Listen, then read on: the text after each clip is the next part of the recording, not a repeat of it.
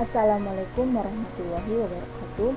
Perkenalkan, nama saya Yanisa Nisa Harahap, NPM 20150049, Prodi Vokasional Informatika semester 3.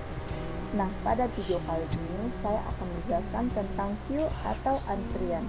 Pengertian queue atau antrian adalah barisan elemen data di mana proses memasukkan atau menambah elemen data dilakukan pada posisi belakang atau real, dan proses mengeluarkan atau mengambil elemen data dilakukan pada elemen data di posisi depan atau front.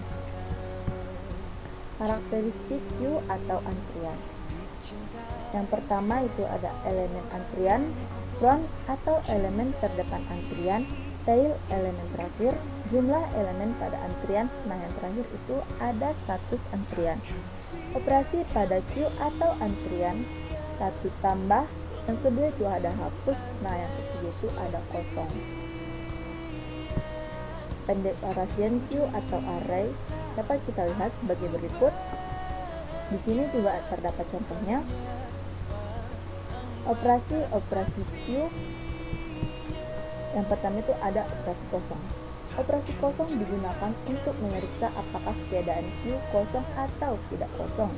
Operasi kosong didapat dengan memeriksa harga real dari queue. Jika real bernilai 0, maka queue kosong. Catatannya, pada queue yang menggunakan array statis, operasi kosong digunakan saat enq dan dq. Tapi pada queue yang menggunakan linked list, operasi kosong digunakan saat enq. Operasi penuh. Fungsi penuh berguna untuk memeriksa apakah keadaan queue telah penuh atau belum. Jika menunjuk real sama dengan nilai max queue, maka queue telah penuh. Catatannya, fungsi penuh hanya ada pada queue yang direpresentasikan menggunakan array statis dan dilakukan pada proses enq. Operasi satu simpul. Fungsi satu simpul berguna untuk memeriksa apakah keadaan queue memiliki satu simpul atau data atau lebih dari satu simpul. Jika penunjuk real sama dengan penunjuk front, maka queue memiliki satu simpul data. Catatannya, fungsi satu simpul hanya ada pada queue yang dipresentasikan menggunakan linked list dan dilakukan pada proses dq. enq array statis. enq dilakukan dengan cara periksa keadaan queue.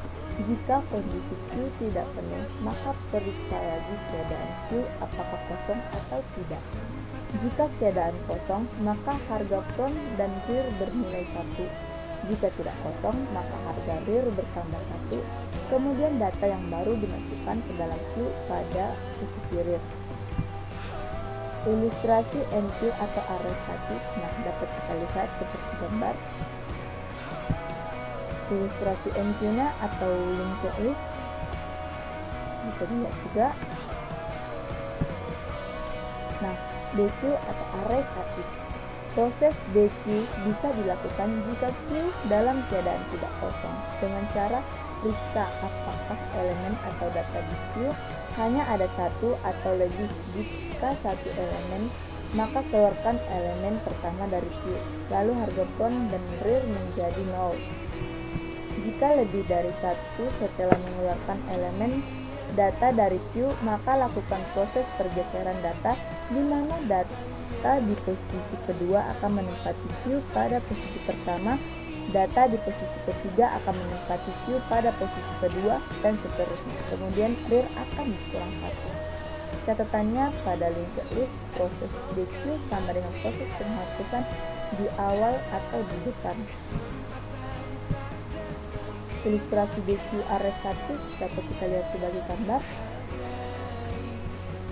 Ilustrasi dq linked list-nya juga.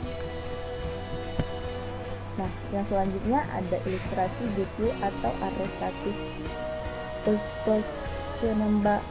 Proses enq pada queue circular. Penambahan data dilakukan jika kondisi queue tidak penuh. Jika keadaan kosong, maka posisi front dan rear menilai 1, tetapi jika tidak kosong, maka nilai rear bertambah 1. Untuk selanjutnya ada dq circular.